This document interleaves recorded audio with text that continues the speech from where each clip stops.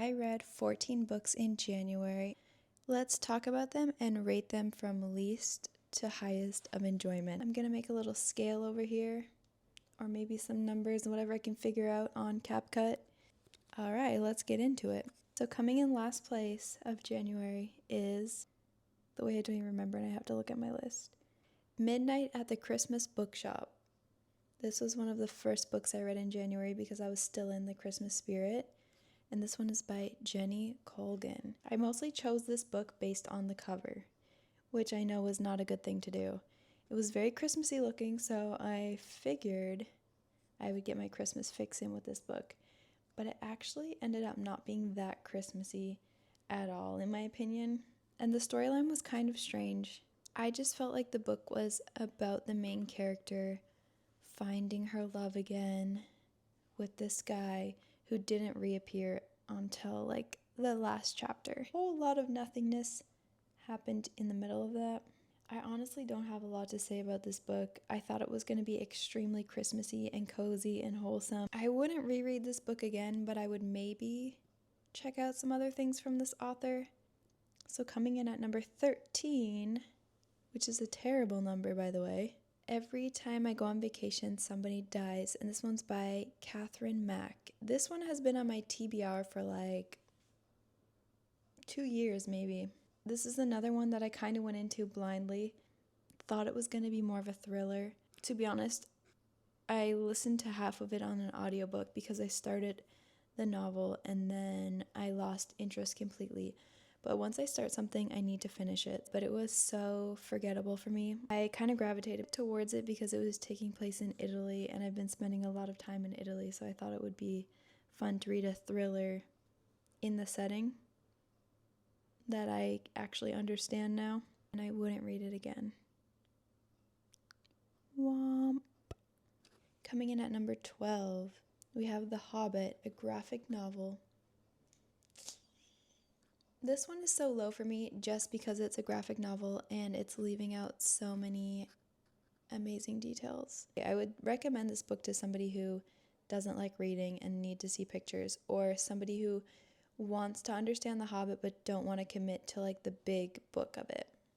I don't know, I read the book, so I liked the book more than I liked the shorter graphic version of it. The thing about me is when I'm reading, I love to kind of create the scenes or imagine the scenes in my head of how it would look, so I don't necessarily enjoy when books are showing me how it's supposed to look, if that makes sense. Kind of like when you buy a book that has the characters on the cover, and when you're reading it, you're not imagining the characters as looking like the ones that are on the cover, so the cover's kind of like ruining it for you. I don't know if anybody else can relate to that at all. Coming in at number 12, this one's a little bit controversial, I think. But The Silent Patient. I know this one was really popular on like Book Talk, and when you go into the bookstores, it's always still on like some of the front tables. I've seen this book everywhere for, again, multiple years, or at least a couple years, and I finally gave in and read it. This book, I feel like if you don't like reading thrillers or you haven't read a lot of thrillers, this one might be really interesting for you.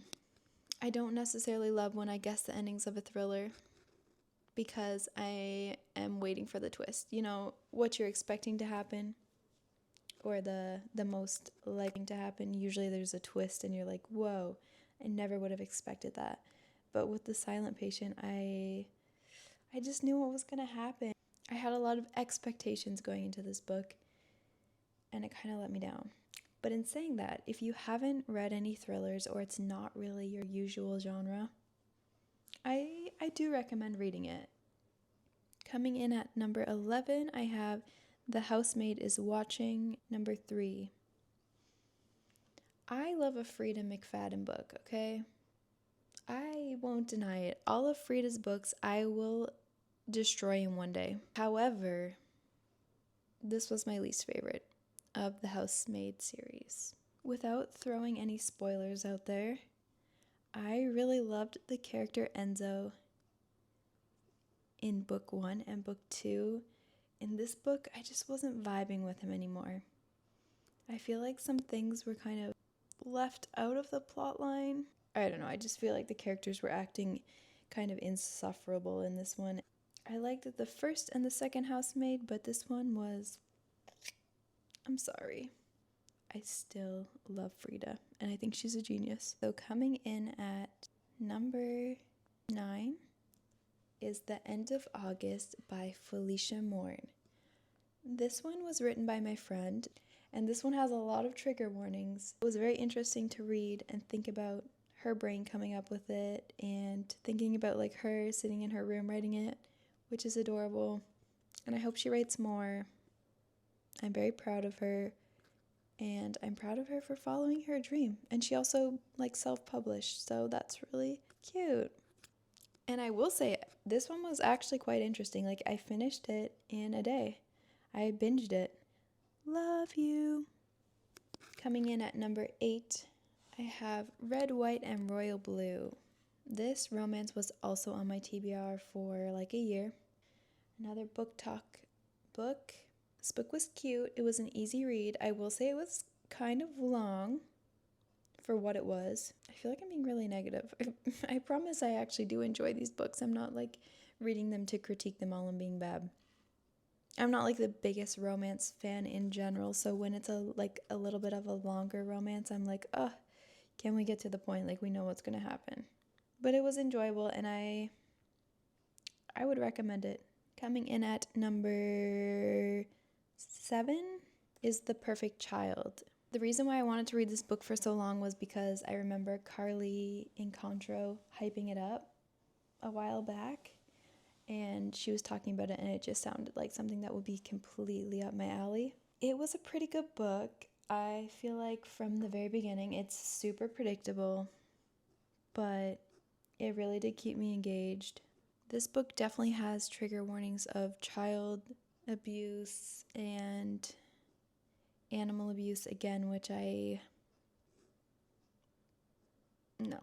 Overall, I did like this book. I was going to rate it 4 stars on Goodreads, which I would say is a pretty good rating for me. Most of the things I end up rating around 3. And if it's super, super, super, super good, like ACOTAR, I will give it a 5. If it's a 4, it's a really good book. This one really did almost get a 4, but the ending was annoying. It should have had a prologue for sure. Not a prologue, an epilogue. There should have been an epilogue. Am I saying that word so wrong? I'm saying epi because it's like an EpiPen, but watch it be nothing like that. We are looking at how to pronounce this word. Epilogue in English. Epilogue. Or epilogue. Okay. English in I was totally saying it wrong. Epilogue. Anyways, that book definitely should have had an epilogue. And I also took off some points, maybe half a star in my brain, because there was a graphic scene of animal abuse, and I don't like reading about that. I don't like thinking about that. So then coming in at number 6 is Everything I Know About Love by Dolly. I don't know her last name. I think it starts with a P. Not Dolly Parton. Dolly Anderson. Definitely not a P. I checked this book on Goodreads before I dove into it, and a lot of my friends have read it, like most of them.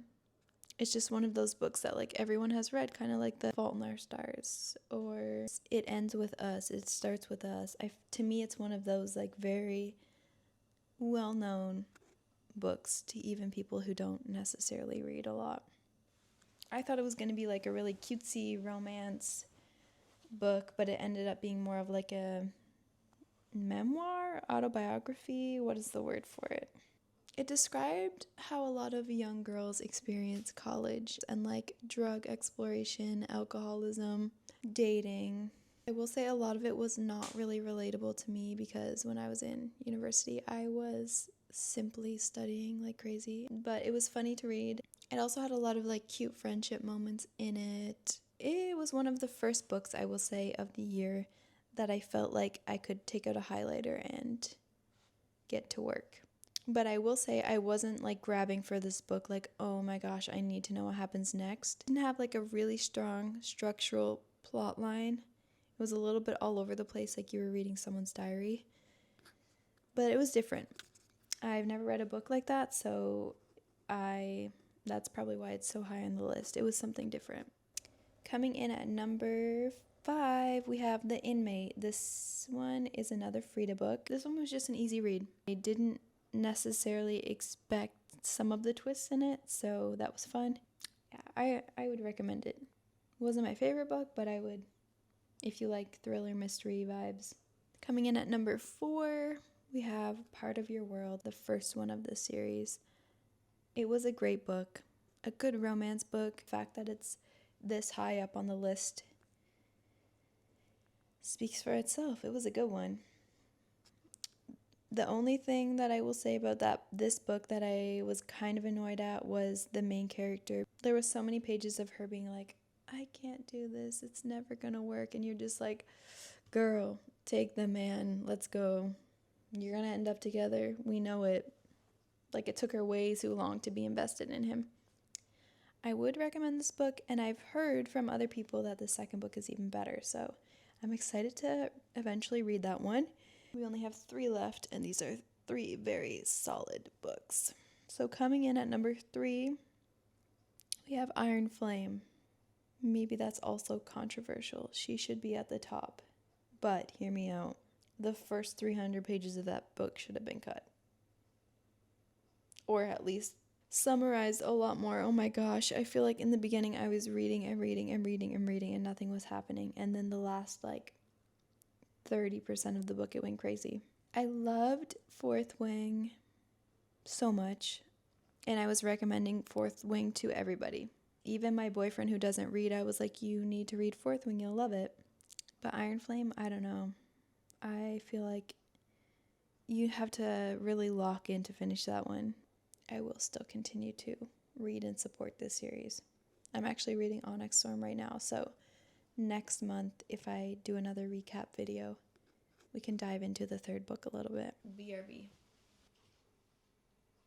Okay, coming in 2nd place, we have Rock, Paper, Scissors by ALICIA FEENLEY. I don't want to spoil anything with this book, so I'm going to keep it very broad, but this one had a twist that I did not see coming, and a big twist.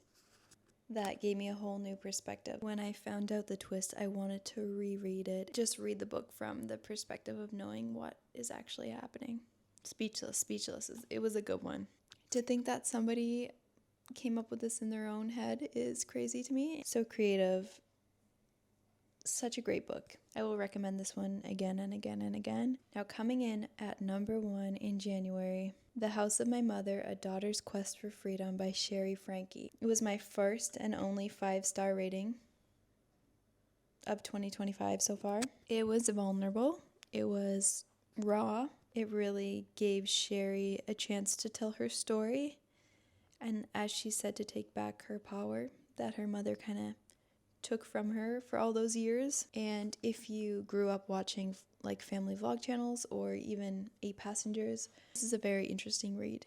And I don't say interesting in the way that it's I want to feel entertained by how these children were treated. It's just very eye-opening. I don't know, I feel weird saying oh my gosh, I loved this book when it was such a dark topic, but it was very good, and it was also very well written for it being Sherry's first book.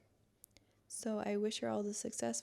It sounds like she's gonna go far in her life, and she seems very intelligent. That's the end of my rating for this month. If you guys have read any of these books, I'd love to know what you think of them. If you hate some of the decisions I've made here, I'm also curious to know, because of course everybody has different taste in books and music and whatnot. I also love book recommendations, so if you are watching this video and you have any books to recommend to me in the comments, I would love to hear of them and maybe some backstory of them or why you think I would like it. Anyways, thanks for watching. I will see you in the next one. Bye.